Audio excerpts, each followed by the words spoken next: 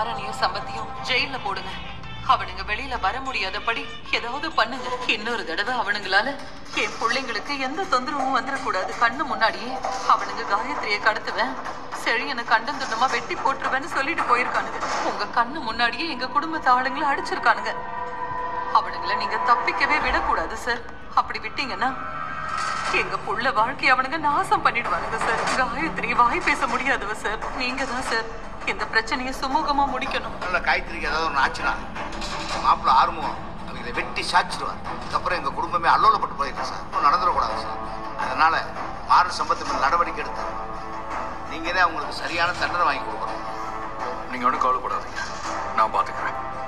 நான் இருக்கும்போது அவங்களால காயத்ரிக்கோ உங்க குடும்பத்துக்கோ எந்த பிரச்சனையும் வராது. போதும் சார், இது போதும். உங்களை நம்பிதான் நாங்க காயத்ரி செழியன் கல்யாணத்தை நடத்தி வைக்கிறோம். கவலைப்படாதீங்க, நான் பாத்துக்கிறேன். நீங்க ஆக வேண்டிய காரியத்தெல்லாம் போய் பாருங்க.